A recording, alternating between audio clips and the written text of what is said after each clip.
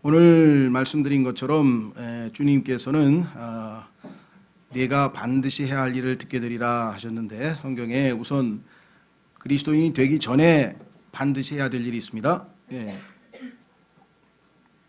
이 땅에 태어난 인간들에게 있어서 하지 않으면 안 되는 절대절명의 절대적 진리.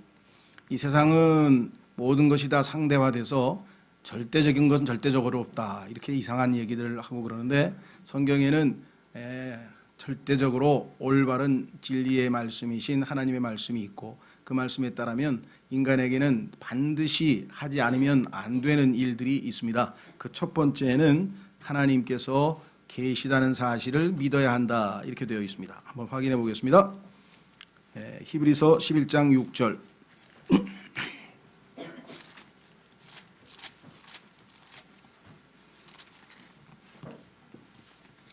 히브리서 11장 6절 말씀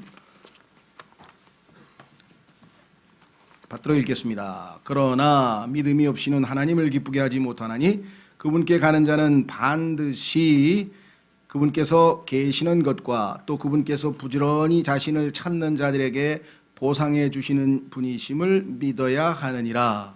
사실 이 반드시라고 하는 부사가 반드시 믿어야 하느니라, 그 위치로 가면 더 좋을 것 같아요. 강조가 돼서 반드시가 너무 저 멀리 앞에 떨어져 있으니까, 그죠? 원래는 반드시 믿어야 된다는 게 이게 지금 영어에는 must believe 붙어 있는 거거든요. 그래서 뭐 어감상 뭐 큰 문제는 안 되겠습니다만은, 그러니까 반드시 믿어야 한다는 그것이 초점이라는 것. 자, 그래서 시편 찾지는 마시고요. 14편 1절 또 53편 1절 두 군데에 보면은 이렇게 놀라운 기록이 나와 있습니다.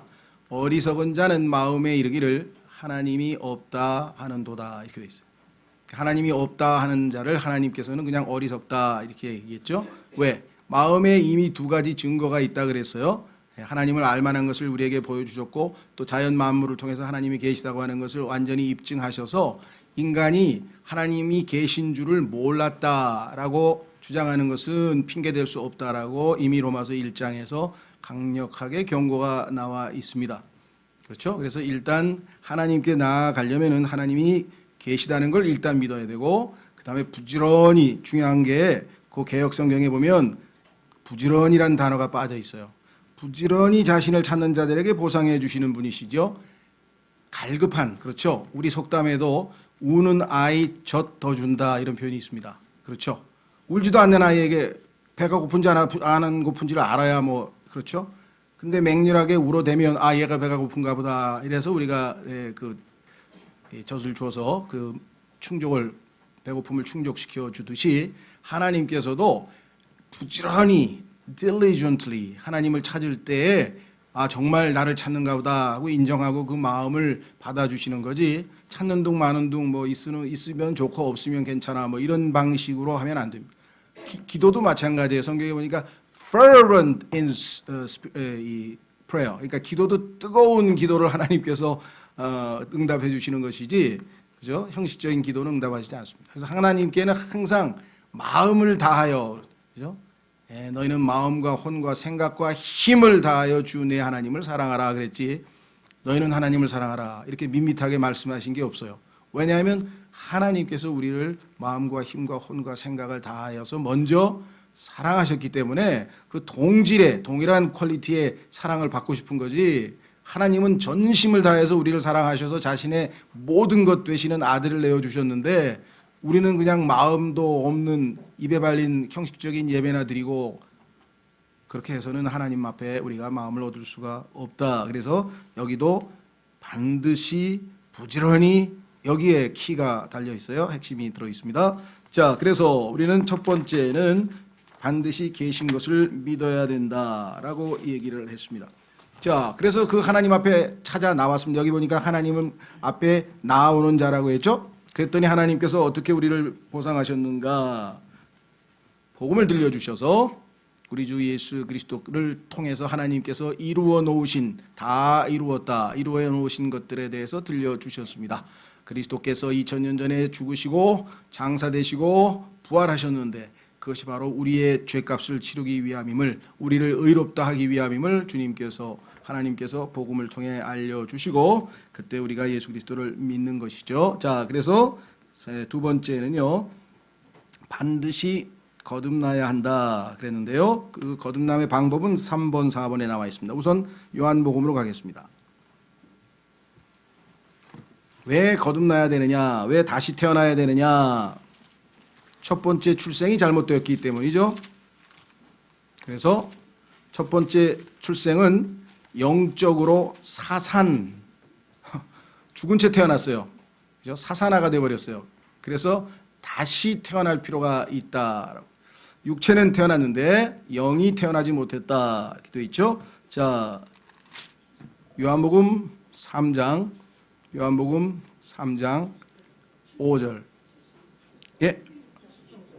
뭐라고 되어 있나요? 70절로 되어 있나요? 타이핑이 이렇게 됐네. 죄송합니다. 3장 7절. 예. 3장 7절. 내가 네게 이르기를 너희가 반드시 다시 태어나야 하리라 한 것에 놀라지 말라. 여기 지금 반드시라고 했죠. must라고 되어 있는데요. 자, 문맥을 위해서 5절부터 보겠습니다. 요한복음 3장 5절부터. 예수님께서 대답하시되 진실로 진실로 내가 네게 이르노니 사람이 물에서 나고 육적 출생 두 번째, 성령에게서 나지 아니하면 영적 출생 두 번째 출생 하지 아니하면, 다시 태어나지 아니하면 하나님의 왕국에 들어갈 수 없느니라. 그러니까 첫 번째 태어난 것은 어머니 뱃속에서 육적 출생이라고 하고 6절에 나와 있죠. 육에서 난 것은 육이요, 물에서 태어난 것은 육적 출생이요, 네 육체에 관한 출생이요, 성령에게서 난 것은 영이니 이것은 하나님으로부터 나는 거기 때문에 부모로부터 태어나는 것이 아니죠. 예. 그래서 창세기 3장을 이미 우리가 잘 알고 있기 때문에 타락 순간에 인간은 영적으로 죽게 되었죠. 예. 그래서 이미 하나님의 형상을 잃어버린 채 아담의 모양대로 다시 태어날 수밖에 없는데, 이 하나님의 형상이신 예수 그리스도를 영접함으로 예수님께서 우리 안에 들어오셔서 우리의 죽은 영을 살리실 때, 그렇죠? 예. 우리를 다시 태어나게 하실 때, 그때 우리가 이제 하나님의 아들이 되는 것이고 하나님의 생명을 소유하게 되는 것입니다. 따라서 모든 이 땅에 죄인으로 태어난 인간은 반드시, 해도 되고 안 해도 되는 게 아니라 반드시 다시 태어나야만 된다라고 성경에 분명하게 예수님께서 말씀하셨고, 이상하게 생각하는 사람들에게 너희가 생각하는 것처럼 엄마 뱃속으로 다시 들어가서 태어나는 그런 식의 다시 태어나는 게 아니니까 이상히 여기지 말라, 놀라지 말라. 영적 출생에 대한 것이고 이것은 하나님께서 성령을 통해서 이루시는 일이라. 자, 세 번째, 자, 사도행전 4장 12절, 사도행전 4장 12절, 여기에도 must가 들어가 있습니다. 반드시. 사도행전 4장 12절, 다른 사람 안에는 구원이 없나니 하늘 아래서 우리를 구원할 다른 이름을 사람들 가운데 주지 아니하셨다 하였더라. 여기에 보시면은요, 여기에 구원할이라고 되어 있는데 우리를 반드시, 이게 좀 번역이 쉽잖아요. Whereby we must be saved. 그러니까 하늘 아래에서 우리가 반드시 구원받을 다른 이름을, 이렇게 직역을 하면 그렇게 돼요. 반드시 우리가 구원받을 다른 이름을 주신 적이 없다, 이렇게 되는데 아마 표현이 어색하기 때문에 약간의 의역을 하신 것 같습니다. 어쨌거나 약간 우리가 지금 초점을 둔 것은 이 영어의 must라는 것에 초점을 맞췄기 때문에 그 표현에서도 영어에는 must be saved, 반드시 구원받아야 될 이름은 예수라는 이름뿐이다 라고 하는 기록이 거기 분명하게 나와 있죠. 자, 그런데 그 예수라고 하는 이름을 어떻게 하느냐? 믿어야 된다. 자, 무엇을 믿어야 되느냐? 예수 그리스도의 이름을 믿는데, 자, 4절, 죄송합니다. 네 번째, 사도행전 16장 30절 31절로 갑니다. 예수 그리스도라는 이름 이외에는 구원받을 수 있는 이름을 주신 적이 없는데, 그러면 그 예수 그리스도를 어떻게 하란 말이냐? 자, 요한복음 1장 12절에서는 receive 하라 그랬어요. 받아들이라. 그리고 그것이 바로 믿는 것이다 라고 바로 해석을 했습니다. 영접하는 자, 받아들이는 자, 곧 그 이름을 믿는 자에게는, 그러니까 예수님의 이름을 믿는다는 것은 성경에서 달리 해석하면 예수님을 나의 구원자로 받아들인다, receive 한다는 뜻이구나, 이렇게 되어 있죠. 그러면 하나님께서 우리를 아들로서 받아주신다. 그때는 accept라 그랬죠. 예, 우리가 예수님을 receive, 마음으로 구원자로 받아들이면 하나님께서는 우리를 아들로서 받아주신다, accept 해주신다, 이렇게 성경에 말씀했어요. 자, 사도행전 16장 30절 31절에 보시면 그 유명한 빌립보 간수가 바울에게 한 고백이죠. 이들이 감옥에 있는데 갑자기 감옥이 문이 다 열리면서 이제 탈옥수가 생기니까 자기 책임 때문에 자살하려고 했던 것을 자살을 막았습니다. 그리고 이제 여기 있으니까, 도망가지 않았으니까 자결할 필요 없다, 이렇게 얘기했을 때 30절 그들을 데리고 나와 이르되 선생들이여 내가 무엇을 하여야 구원을 받으리까 하거늘. 자, 여기에서 이제 반드시가 사실 빠져 있네요. 아까 제가 잘못 봤네요. 여기 보면은 What must I do? 내가 무엇을 반드시 하여야 구원을 받으리까? 꼭 해야 될 게 뭐냐? 구원받아야 될 때 반드시 꼭 해야 될 게 무엇인지, 이렇게 지금 질문을 한 내용이 바로 이 질문입니다. 그래서 must라고 하는 질문을 집어넣었죠. 자, 그때 31절 그들이 이르되 주 예수 그리스도를 믿으라. 그리하면 네가 구원을 받고 내 집이 받으리라. 자, 여기에서 방법은 예수 그리스도를 믿는 것이다, 이렇게 나와 있습니다. 자, 그래서 우리는 구원에 필요한 것들은 여러분과 제가 각자, 어떤 사람은 30년 전, 어떤 사람은 20년 전, 어떤 사람은 2달 전, 어떤 사람은 모르겠어요, 이틀 전에 하신 분도 계신지, 하여간 그 언젠가 이미 지나간 과거에 첫 번째 모든 필요 충분 조건을 우리는 다 충족해서 예수님의, 하나님이 계신 것을 믿고 예수 그리스도를 믿음으로 받아들여서 이제 분명하게 거듭난 하나님의 자녀들이 되었다, 그렇습니다. 자, 그 다음에 그렇다면 이걸로 끝인가? 아니죠. 예. 이 땅에서 해야 할 일들이 있는데 첫 번째 단계는 성경에서 생명을 얻고에 해당됩니다. 그러면 두 번째, 여기 나와 있는 생활을 위해, 생활에 필요한 것들, 여기에는 우리가 풍성한 삶을 사는 조건들인데요. 확인해 보겠습니다. 요한복음 10장으로 가시면 예수님께서는 우리에게 단순히 생명을 얻게 한다, 출생만 시켜주시는 게 아니라 우리를 양육시키셔서 잘 크게 아주 장성한 분량에 이르기까지 성장시켜 주시지 그저 목숨만 붙어 있게 하시는 건 아니겠죠.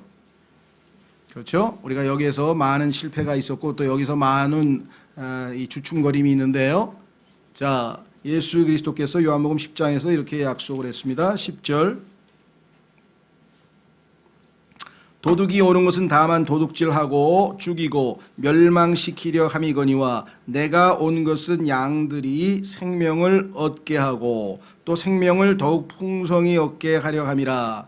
사실 여러 번 말씀드렸습니다마는 이 영어의 life라고 하는 단어는 생명이지만 그 생명이 또 다른 표현으로 하자면 생활이 되는 거예요. 삶.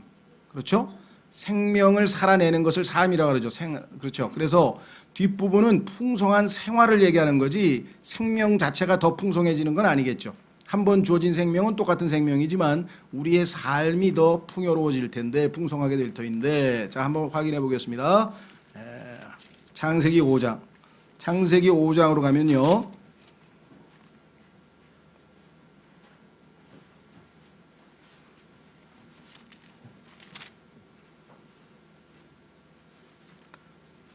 자, 6절서부터 보시면, 창세기 5장 6절에 보시면 이렇게 되어 있습니다. 셋은 105년을 살았죠? 자, 그 다음에 에노스를 낳았고, 에노스를 낳은 뒤 807년을 살며 아들, 딸들을 낳았더라. 자, 그러면 에노스가 낳았으니까 9절에 나와 있는 에노스는 출생한 것이죠. 에노스의 출생은 우리로 보면은 영적 생명을 얻은 것에 해당되죠. 그 다음에 뭐라고 했습니까? 10절에 게난을 낳은 뒤 815년을 살며, 그러니까 여기서 지금 생명을 얻고 살았다. 이것이 인간의 삶의 하나님의 평가입니다. 인간은 생명을 얻고 태어나서 그다음에 살다가 죽었다 이거죠. 태어나서 살다가 죽었다. 자, 이 살았다. 그렇죠? 지금 우리 태어났습니다. 영적으로. 그다음에 이제 살아야 해요. 그 삶에 해당되는 것이 지금 우리가 공부하려고 하는 5번째부터 시작되는 겁니다. 그것은 바로 생활에 필요한 것들, 삶에 필요한 것들, 삶을 위해서 반드시 해야만 되는 것들. 자, 확인해 보겠습니다. 주보로 오셔서 영적으로 죽어있던 우리가 성령께서 우리 안에 들어오셔서 이제 영이 다시 살아났습니다. 그러면 영이신 하나님과 교제가 가능하게 되었습니다. 하나님은 영이시니라고 성경에 말씀하셨습니다. 그 영이신 하나님께 우리의 죽은 영으로는 나아갈 수가 없어요. 그렇죠? 그런데 이제 성령께서 우리 안에 들어오셔서 다시 태어났습니다. 나의 죽었던 영이 다시 태어나서 이제 영이신 하나님과 교제가 가능하게 되었습니다. 그래서 하나님께서는 영으로 자신을 경배하는 사람을 찾고 있다. 영과 그다음에 하나님은 진리이시기 때문에 진리로. 그래서 영과 진리로 경배받으시기를 기뻐하시기 때문에 하나님께서는 그러한 사람들이 있는지 찾아보고 계신다. 많지가 않습니다. 그렇지 않고서야 하나님께서 찾으실 일은 없겠죠. 자, 확인해 보겠습니다. 요한복음 4장 24절.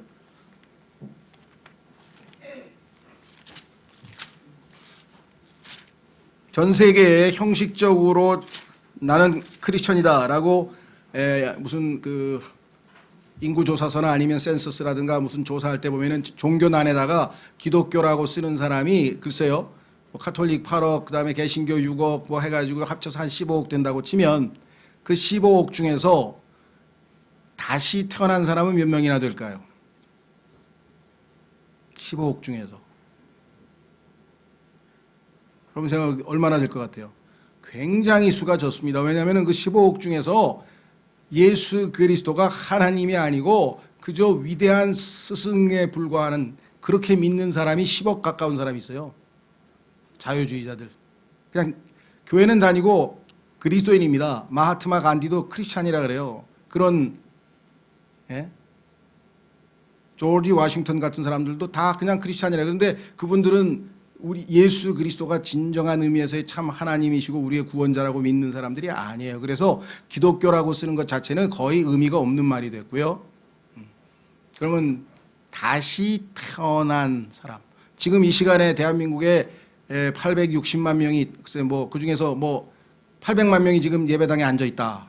그럼 그 800만 명 중에서 영과 진리로 하나님께 경배하는 사람 몇 명일 것 같습니까? 800만 명이나 되면 하나님께서 찾는다는 말씀은 안 하시겠죠.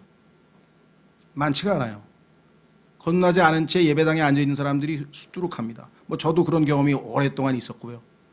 자, 확인해 보겠습니다. 요한복음 4장 24절. 요한복음 4장 24절. 23절부터 보겠습니다. 요한복음 4장 23절. 그러나 참되게 경배하는 자들이 영과 진리로 아버지께 경배할 때가 오나니 곧 지금이라. 이는 아버지께서 자기에게 그렇게 경배하는 자들을 찾으시기 때문이라. 하나님은 영이시니 그분께 경배하는 자들이 반드시 반드시 영과 진리로 그분께 경배할지니라. 뭐 모르겠어요. 뭐 가톨릭 미사를 포함해가지고 지금 뭐 얼마나 많은 종교들이 이 시간에 뭐 하나님께 경배한다고 지금 다 모여 있는데, 하나님께 경배할 때는 영과 진리로 반드시 영과 진리로 경배해야지, 영이 죽어 있는 상태로 거듭나지 않은 상태에서는 하나님 앞에 예배가 아니고, 둘째, 거듭난 사람이라 할지라도 하나님의 진리에 입각하지 않은 채 자기 방식대로 만약에 예배를 드렸다면 그것 역시 하나님께서 응답하실 수 없는, 받으실 수 없는, 연락하실 수 없는 예배라는 것이죠. 진리에 따라 하나님 방식대로 예배를 하나님께 드려야 된다. 경배를 해야 된다. 이렇게 했습니다. 그래서 거듭난 하나님의 자녀로서 가장 중요한 것은 영이신 하나님께 영과 진리로 경배를 반드시 하여야 한다. 반드시 하여야 한다. 그렇죠? 첫 번째입니다. 자, 여러분들 성경에 보면은 창세기에서 타락한 인간들이 이제 출애굽기에 가면은 하나님께서 하나님의 백성 이스라엘 백성을 구속하시죠. 그러면 타락한 자들을 구속하셨습니다. 구속한 이스라엘 백성들이 레위기에서 첫 번째 한 게 뭐예요? 경배입니다. 경배. 구속받은 백성의 첫 번째 의무는 뭐냐? 반드시 하나님께 나와 경배를 해야 되는 것이에요. 그렇죠? 그리스도인들도 여기 나와 있잖아요. 성경적 순서대로 하자면 바로 경배가 첫 번째입니다. 자, 그 다음에 두 번째, 다른 사람들에게 가르치기 전에 먼저 열매를 맺어, 먼저 자신이 행함을 보여야 된다, 그런 뜻이겠죠. 자, 디모데후서 2장 6절 보겠습니다. 디모데후서 2장 6절에 보시면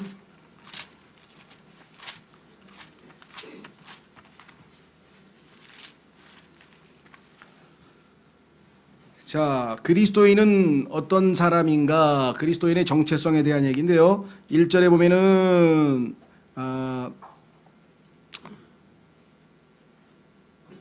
증인들이라고 했고요. 1절, 2절에 보면, 3절에 보면은 군사라 그랬고요. 그죠? 예, 밑으로 쭉 내려가면 5절에 보면 또 운동선수라 그랬고요. 자, 그런데 이제 6절에는 수고하는 농부가 열매에 맨 처음 먼저 참여하는 자가 되어야 마땅하니라. 이걸 오해하시면은요, 권리로 해석하시는 분이 있어요. 아니, 농부가 농사 지었으니까 제일 먼저 열매 따 먹어야 되지 않느냐, 이렇게 생각하시는데 그 말이 틀렸다는 얘기가 아니라 이 문맥에서는 지금 그리스도인의 의무에 대한 얘기를 하고 있거든요. 예, 그래서 먼저 참여해야 된다는 얘기는 본인이 먼저 그 열매에 대해서, 그죠? 내 열매를 내야 된다는 쪽으로 우리가 해석을 해야 문맥에 맞는 것 같습니다. 자, 그래서 반드시란 말이 들어가 있잖아요. 권리라고 한다면 반드시란 말이 들어갈 리가 없겠죠. 의무에 대한 말씀. 그래서 must. 자, 6절에 보면은 뭐라고 되어 있는 거냐? must be first partakers. 그랬죠? 자, 그래서 우리가 다른 사람들에게 가르치려면 먼저 우리의 행위가, 우리의 삶이, 우리의 삶 속에서의 성령의 열매가 맺혀서 본을 보이지 않고서 자신이 먼저 그것을 행하지 않고서야 다른 사람들에게 어떻게 이렇게 저렇게 요구할 수 있겠는가. 그렇죠? 그래서 우리 그리스도인에게 있어서는 제일 중요한 것은 하나님의 말씀에 있는 것을 내가 먼저 실천하고 그 다음에 다른 사람에게 권면하거나 가르칠 수 있는 것이지, 본인이 실천하지 않고 행하지 않는 것을 다른 사람에게 요구하거나 가르칠 수는 없는 것이죠. 그렇죠? 예, 그래서 반드시 먼저 자기가 그것을 행한 다음에, 그렇죠? 그 다음에 다른 사람들에게 가르쳐야 한다. 그래서 우리의 그리스도인으로서의 우선순위에 대해서 두 번째 성경에서 말씀을 하고 있습니다. 자, 세 번째 우리가 예수 그리스도를 믿고 구원받은 다음에 레위기에 보면은 첫 번째가 경배고요. 두 번째가 섬김입니다. 그러니까 레위기는 경배와 섬김에 관한 책인데, 자, 그리스도인들도 이제 주님을 섬기고 주님의 자녀들, 지체들을 섬기는 사람이 됐습니다. 왜? 예수 그리스도께서는 섬기러 오셨죠? 섬김을 받으러 오신 것이 아니고 섬기러 오셨다고 주께서 말씀하신 것처럼 이제 우리가 주님을 섬기고 지체들을 섬기는데, 이 섬김에 있어서 다툼이 생길 수가 있다는 것이죠. 영적으로 우리가 어릴 경우에는, 그렇죠? 예. 그래서 이 섬김에 있어서 다투어서는 안 된다, 이렇게 분명하게 말씀을 했네요. 디모데후서 다시 한번 가겠습니다. 2장 24절. 디모데후서 2장 24절.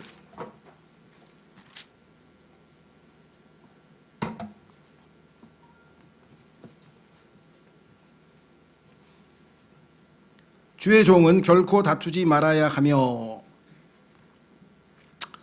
오늘 우리가 암송했던 구절이네요. 자, 주의 종은 결코 다투지 말아야 하며 모든 사람들에게 부드러우며 가르치기를 잘하며 인내하며 스스로 반대하는 자들을 온유함으로 일깨워 주어야 하리라. 혹시 하나님께서 그들에게 회개를 허락하사 진리를 인정하게 하시리니. 이렇게 되어 있습니다.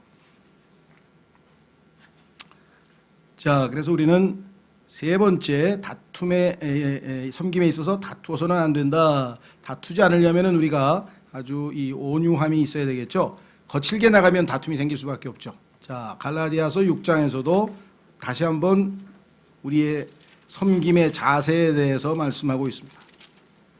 내가 주님을 섬기고 지체들을 섬길 때에는 어떠한 마음 자세가 되어야 할까? 자, 갈라디아서 6장 1절에 특별히 우리가 영적으로 어린 지체들을 또 새로운 지체들을 대할 때에는요, 영적으로 우리가 앞섰다든가 또 성숙했다든가 이런 것을 근거로 해서 위압적이거나 강압적으로 하는 경우가 더러 있어요. 그렇죠? 예. 그러나 성경에 보니까 뭐라고 말씀하셨나 보겠습니다. 갈라디아서 6장 1절에 형제들아 만일 어떤 사람이 잘못에 빠지거든 영적인 너희는 온유의 영으로 그러한 자를 회복시키고 내 자신을 돌아보아 너도 시험에 들지 않게 하라 이렇게 얘기했습니다. 지적하고 비판하지 말고 그것을 바로잡을 때에는 온유의 영으로 우리가 해야 된다라고 얘기를 했습니다. 자, 네 번째 이 땅에서 우리가 생활에 반드시 해야 될 것이 있습니다. 그것은 뭐냐? 성경에 보니까 세속 권위에 복종해야 된다. 로마서 13장 5절로 가겠습니다. 여러분들이 국가의 어떤 그 시책에 있어서 그 무엇이 됐든지 간에 여러분들 보시기에 동의할 수 없는 것 여러 가지가 있겠죠. 아마 엊그제 성주인가요? 성주에 사시는 분들은 사드 배치를 다 거의 대부분이 원치 않죠. 예. 국가가 정했어요. 그럼 성주에 사는 그리스도인들은 어떻게 해야 되겠나요? 마음에 안 들더라도, 그렇죠? 예. 정부의 결정이 마음에 안 들더라도 일단 그것을 받아들일 수밖에 없어요. 그렇다고 항의도 하지 말라는 뜻이냐? 그런 건 아니에요. 민원을 제기하든지 적법 절차에 의해서 반대하는데 서명을 하든지 그럴 수는 있겠지만 그것이 받아들이지 않고 국가의 시책으로 결정됐을 때는 더 이상의 저항을 하는 것은 성경적으로 옳지 않다. 왜? 위에 있는 권세는 하나님이 허락하셨고 심지어 로마서에 기록됐을 당시에 위에 있는 권세는 당대에 아주 유명한 악명 높은 네로라고 하는 독재자였거든요. 그런데도 그 왕을 존경하라 그러고 그 왕의 명령에 순종하라고 했기 때문에 그래서 우리가 독재자라든가 아니면 악한 통치자가 성경에 어긋나는 짓을 했을 때에는 저항할 수 있습니다. 특히 베드로 같은 경우 복음 전하는데 복음을 못 전하게 하니까 복음을 전하다가 잡혔잖아요, 감옥에. 그렇죠? 자, 복음을 전하는 것까지는 자기가 하나님의 말씀에 순종하기 위해서 할 수 있어요. 그런데 국가에서 그것을 금했기 때문에 잡혀서 감옥에 갈 때 탈주를 하거나 아니면 잡으러 온 형리를 때린다거나 아니면 죽인다거나 그렇게 할 수는 없다는 거예요. 잡혀가는 거예요. 그러나 나는 주님의 말씀을 전하는 것이 내 책무고 하나님의 뜻이기 때문에 순종한 거예요. 그렇다면 국가 권력을 허락하신 것도 하나님이기 때문에 감옥에 잡혀가는 것도 하나님의 뜻이다. 무슨 말이 이해가 되셨죠? 예. 거기서 막 저항을 하고 그런 것은 안 된다는 겁니다. 예. 어제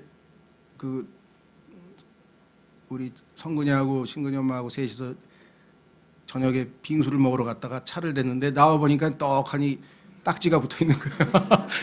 그 8,000원짜리 빙수를 몇만 원을 주고 이게 근데 보니까 그게 구역이 충분히 될 수 있는 데고 토요일 날 비 오는 저녁 8시인가 된 것 같은데 그때 뭐하러 거기서 공무원이 딱지를 뗐는지 나 이해가 안 가는 거예요.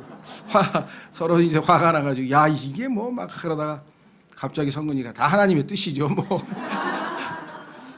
그래서 그러고 보니까 어떡하겠어요. 그래서 요즘 공무원이 국가가 세수가 딸려가지고 지금 막 총동원시켜서 한 사람당 티켓 100개씩 끊어오라고 그런 모양인데 그 사람들도 오죽하면 했겠냐. 이 비 오는 토요일 날 왜 그 딱지까지 뜨게. 수고에 보답하는 셈 치자. 그 이외에도 여러분들이 아마 정말 납득할 수 없는 그런 행정 조치라든가 국가 시책에 많죠. 예. 그러나 우리가 정당한 절차를 통해서 항의까지는 할 수 있지만 그것이 안 받아들일 때는 어쩔 수 없어요. 하나님께서 허락하신 상황이기 때문에 하나님의 손길로 받아들이는 것이에요, 우리가. 예. 그래서 그리스도인들은 이 문제에 있어서 우리가 아주 조심해야 됩니다. 아주 하나님의 뜻을 어기는 이 잘못된 이 사람들을 다 우리가 영적 전쟁에서 이겨야 된다. 예를 들면 극단적인 경우겠습니다만은 미국에 있는 그 킹제임스 성경을 믿는 사람들입니다. 그리고 아주 근본주의여서 아주 성경대로만 하겠다는 사람들 중에 예를 들면 낙태를 시술하는 산부인과를 가서 그냥 모조리 때려 부신 사람들도 있어요. 그 의사를 막 이렇게 피켓으로 겁박하고 막 왜냐하면 성경에 따르면 분명히 낙태는 하나님의 뜻에 어긋나는 죄잖아요. 그렇다면은 뭐 반대 시위는 할 수 있어요. 예를 들면 하나님의 뭐 어린 생명을 뭐 죽이면 안 된다든가, 그러니까 뭐라고 문구를 써서 그 산부인과 의사들 앞에서 피켓 시위를 할 수도 있고 의사 표시는 할 수 있지만 그렇다고 해서 그 사람들을 어떻게 할 수는 없죠. 우리나라에도 과거에 그 대학교 또 아니면 뭐 건물에 뭡니까 그 우리나라의 그 도깨비상이라든가 아니면 뭐 이렇게 우상 숭배 비슷한 거를 이렇게 세워놓고 뭐 이렇게 돌 붙여상이라든가 이런 거 붙여 있으면은 그거 다니면서 다 때려 부시고 뭐 당분상 때려 부시고 이런 우상들은 다 없애야 된다 막 이런 사람들이 더러 있었어요. 예, 이제 그러려면은 뭐 이 땅에서 지금 우리가 살아야 될 이유가 없죠. 이 세상 통치자가 마귀고 이 세상의 신이 마귀이기 때문에 하나님께서 허락하신 그 상황을 우리가 우리 자신은 거기에서부터 분리돼서 거룩하게 살아야 되고 하지만 그렇죠? 그거를 우리가 물리력으로 해서 전쟁 벌이는 게 아니잖아요. 우리의 싸움은 혈과 육에 대한 것이 아니라고 했죠. 오히려 정말 그 불쌍한 사람들이 우상을 치우고 정말 예수 그리스도 앞으로 돌아와서 구원을 얻도록 우리가 기도하는 것이 오히려 필요하겠죠. 자, 5번째. 하나님의 왕국에 들어가기 전 많은 환난을 반드시 통과해야 된다. 자, 환난도 필수 과목입니다. 이게 그냥 있어도 되고 없어도 되는 게 아니라 반드시 필요합니다. 그것도 적당히가 아니라 much 많은 환난이 필요하다 그랬어요. 우리의 육신이 죄에서 그치려면 많은 환난이 필요하다고 하나님께서 판단하셨는데, 자, 사도행전 14장 22절로 가보겠습니다.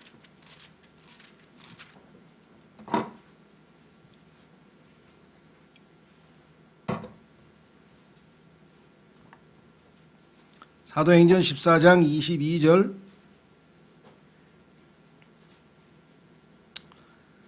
제자들의 혼을 굳건하게 하며 그들을 권면하여 믿음 안에 거하게 하고 또 우리가 반드시, 여기 나와 있네요, 반드시 많은 환난을 거쳐 하나님의 왕국에 들어가야 하리라 하더라. 자, 여기서 조심해야 될 것은요, 하나님의 왕국은 난 이미 예수님 믿고 하나님의 왕국에 들어가 있는데 어떻게? 성령 안에서 의와 화평과 기쁨을 누리고 있다.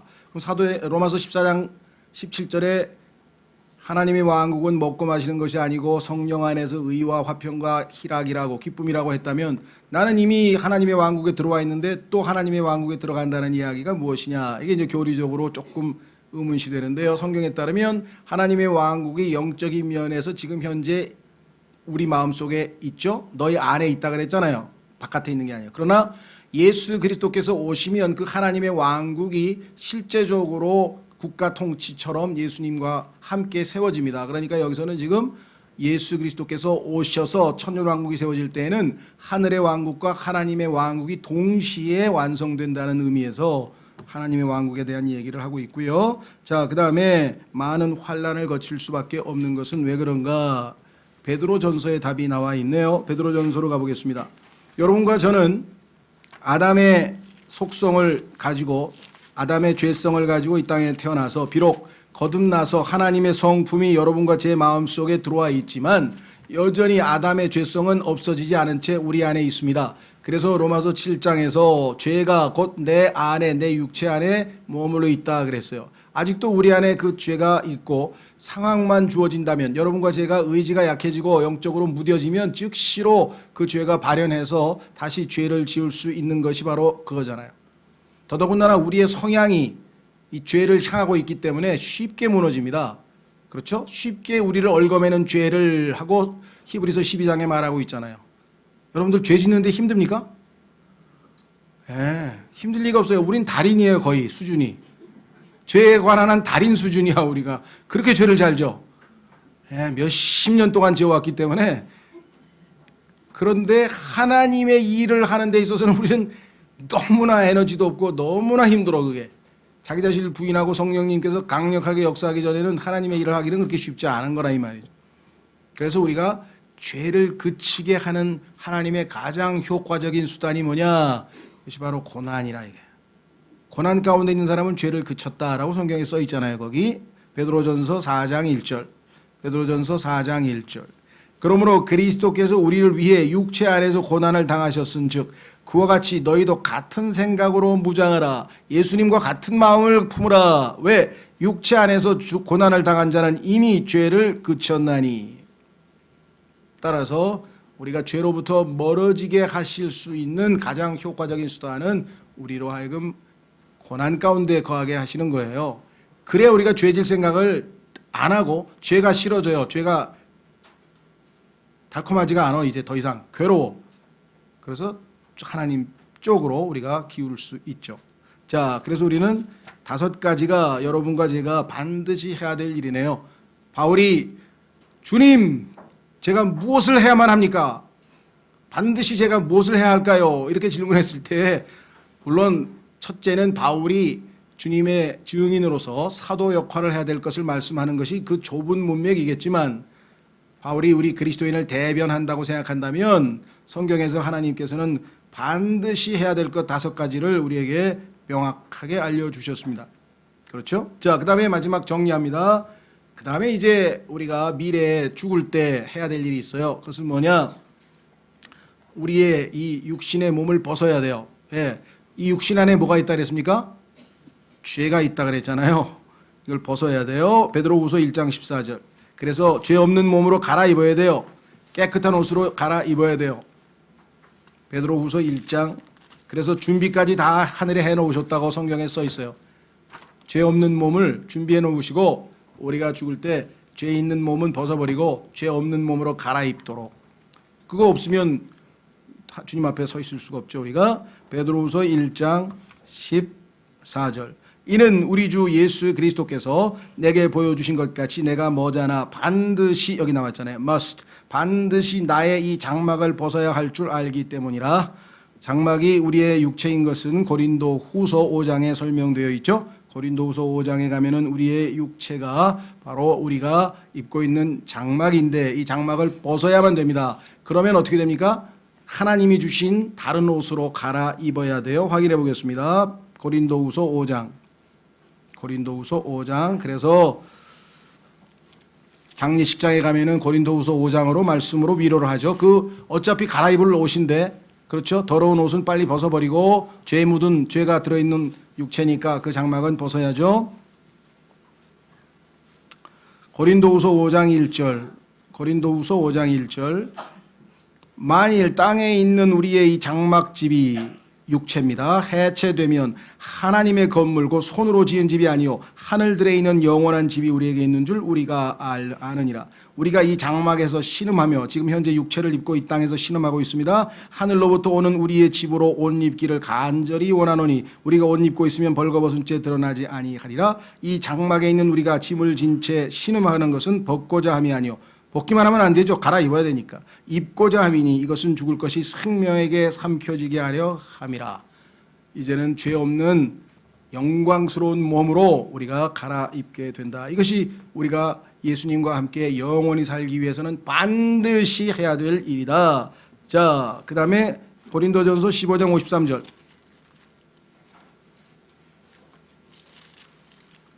여러분과 제가 만약에 죽지 않은 채, 즉 장막집을 벗고 새 옷을 갈아입기 전에 옛 장막집을 입고 있는 상태에서 예수님이 와버리면 어떻게 되냐. 그럴 때는 변화가 돼야 돼요. 옷 갈아입을 시간도 없어. 그때는 시간이 없어. 그냥 변화를 시켜야 돼. 하나님께서. 무슨 말이 이해가 되셨어요? 치밀하게 다 예비해 놓으셨죠. 고린도후서 15장 53절. 고린도전서, 죄송합니다. 고린도전서 15장 51절의 휴거에 대해서 문맥을 보기 위해서 51절부터 봅니다. 보라, 내가 너희에게 한 가지 신비를 보이노니 우리가 다 잠자지 아니하고, 그렇죠, 다 죽진 않습니다. 살아있는 사람도 있어요. 마지막 나팔 소리가 날 때 눈 깜짝할 사이에 순식간에 다 변화되리라. 나팔 소리가 나매 죽은 자들이 떡지 아니할 것으로 일어나고. 자, 죽은 자들은 이때 이제 새 옷을 입겠죠. 우리가 변화되리니 이 썩을 것이 반드시 썩지 아니함을 입고 이 죽을 것이 죽지 아니함을 입으리라. 그리하여 이 썩을 것이 썩지 아니함을 입고 이 죽을 것이 죽지 아니함을 입을 때에 기록된 바 사망이 승리 가운데서 삼켜졌도다 하신 말씀이 성취되리라. 그래서 여러분과 저는 죽지 아니함, immortality, 불멸이라고 하는 옷으로 갈아입게 돼서 이제 영광스러운 몸으로 바뀔 것이다. 그래서 이 천한 몸이 영광스러운 예수님의 부활하신 광채나는 그 몸으로 바뀌게 될 것이다. 그랬습니다. 자, 마지막으로 12번째, 우리 그리스도인이 반드시 마지막으로 해야 될 게 하나 있어요. 하나님과 영원히 행복하게 살려면 한 가지를 처리해야 되는 일이 있는데, 그것은 뭐냐? 그리스도의 심판석 앞에 나아가야 합니다. 여러분과 저의 죄에 대한 심판은 십자가에서 예수님께서 받으셨고, 우리가 그 예수님을 믿을 때 우리의 죄들에 대한 심판도 이미 다 끝났습니다. 그러나 우리의 예수님 믿고 난 이후의 삶에 대한 심판, 행위, 우리가 예수님을 믿고 난 다음에 행한 일들에 대한 심판은, 일들에 대한 심판이죠. 우리가 행한 일들에 대한 심판은, 자, 하나님께서 이때 평가를 해서 보상을 하고 난 다음에 마무리가 됩니다. 그렇죠? 그러니까 이 땅에서 우리가 얼마만큼 주님께 헌신하고 얼마만큼 우리 자신을 내어드리냐에 따라서 그때 가서 경중이 갈린다. 확인해 보겠습니다. 고린도후서 5장 10절.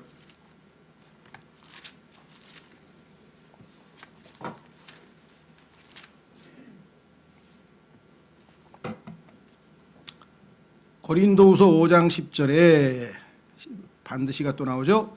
우리가 반드시 다 그리스도의 심판석 앞에 나타나리니. 목적은 뭐냐? 이로써 각 사람이 좋은 것이든 나쁜 것이든 자기가 행한 것에 따라 자기 몸 안에 이루어진 것들을 받으리라. 예수님을 믿고 난 다음에 새로운 생명을 받았습니다. 하나님의 성품도 받았습니다. 하나님이 주신 모든 영적인 복을 받았습니다. 이제 하나님의 신분으로 바뀌었습니다. 그리고 예수 그리스도의 종이라고 하는 신분으로 바뀌어서 하나님의 아들로서 삶을 살았겠죠. 거기에 대해서도 평가하고, 그 다음에 주님의 종으로서 이 땅에서 주님을 위해서 일을 했는데 그 일이 과연, 여러분들 제품을 만든 다음에 마지막에 품질 평가를 해서 그게 품질이 원래 요구했던 수준에 안 맞으면 다 불량품으로 폐기가 된단 말이죠. 여기에서 다 하나님 앞에서 걸러져요. 그러니까 이 땅에서 하나님 앞에 내가 올바른 동기로 올바른 방법으로 하나님의 일을 하지 아니하면 나중에 가서 다 들통이 나면 부끄러움을 당할 거 아니에요. 그렇죠? 뭐 수치로 환산하자면 내가 100개를 주님을 위해서 일을 했는데 가서 하늘나라에 가니까 80%의 불량률이 나왔어. 그러면 정말 애써서 했는데 20개에 대해서만 보상을 받을 거란 말이죠. 그런데 이 땅에서 내가 60개밖에 일을 못했어. 그런데 불량률이 10%밖에 안 났어. 그러면 54개에 대해서 하나님께서 평가를 받으면 누가 더, 그런데 물론 똑같이, 그렇죠, 똑같이 100개를 했는데 한 사람은 20% 분량이 나고 어떤 사람은 10% 분량이 나면 많이 할수록 유리하겠죠. 그래서 성경에도 보면은 열심히 풍성히 많이 하되, 그러나 항상 어떤 동기로 내가 주의 일을 하는지 살펴보라 이 말이에요. 왜? 올바른 동기, 하나님을 사랑하고 이웃을 사랑하기 때문에 하는 것인가, 하나님께서 내게 주시는 능력으로 하나님께서 나를 통해서 일하시는 것인가가 확실하지 않으면, 그렇죠? 시기심이 나서 뭘 했다든가 아니면 무슨 뭐 다른 목적과 내적 동기가 올바르지 않으면 결국은 이 땅에서는 겉보기에는 다 똑같지만 나중에 하나님 앞에 가면은 다 불량품으로 판결이 되면 그때 가면 그 수치를 어찌 감당할 것이냐라고 성경에 써 있다며. 그때 가면 부끄러움을 당한다 너희가. 그러니까 최선을 다해서 많이 하되 항상 스스로의 내적 동기를 살피라. 왜? 그리스도의 심판석에 must appear, 반드시 나갈 것이기 때문에 그렇다라고 성경에 써 있다는 말씀이죠. 자, 그래서 우리가 미래에 해야 될 것, 마지막 그것을 생각한다면 2번에 나와 있는 생활에 필요한 것들을 정말 열심히 올바르게 잘 해야 되겠다. 그렇죠? 예. 그래서 이 5가지 이렇게 많지도 않습니다. 과목이 보니까 5과목을 must, 반드시 필수 과목. 나머지 뭐 교양 과목이나 뭐 선택 과목은 여러분들이 더 선택을 하시던가 하시지만 이거는 반드시 해야 된다. 반드시. 잊지 마시고, 자, 오늘 이 시간에 주님께서 반드시 내가 해야 할 것을 내가 알려주리라 하신 것들을 우리가 공부를 통해서 알아봤는데요. 이것을 주님 방식으로 우리가 순종하고 헌신하고 최선을 다해서 열심을 낼 수 있도록 다 같이 기도하겠습니다.